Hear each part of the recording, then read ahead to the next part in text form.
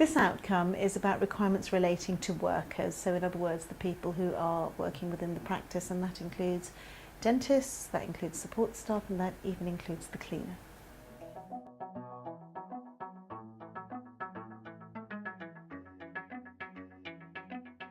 I think for this outcome the patient would be looking for confidence and knowledge from the team member that they have a conversation with, whether it's the dentist or the person at reception. So in order to feel secure about the safety and the effectiveness and the sort of, how up-to-date treatment is, the patient would be looking for a knowledge base.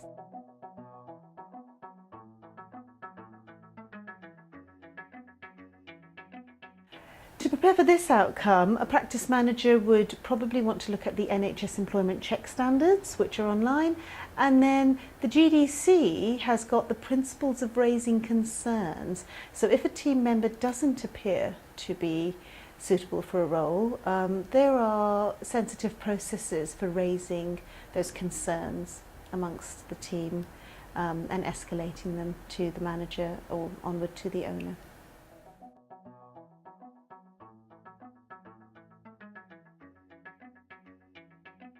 The registered manager can prepare for this outcome by just making sure that their HR processes are very, very sound.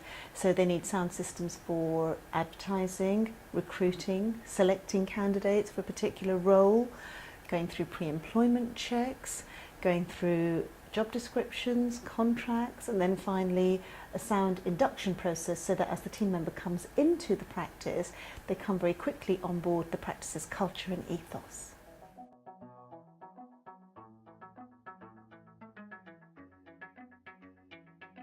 Our practice management manual for CQC will help you reorganise your existing quality assurance practice systems in 3 steps. First of all, use the A3 checklist for this outcome from the back of the manual to audit your compliance. This gap analysis helps you to identify actions that will improve outcomes for people who use your services, in other words, your patients. Then use the agenda from the front half of this manual to conduct a training session for your team. It includes an attendance record, and a training pack is available from our website. Finally, show your team the results of your gap analysis for this outcome and discuss who will work on items marked amber, which you've identified that you have but may need updating, and who will action items that are marked red, which you have identified are outstanding pieces of work. Examples might include a business continuity plan.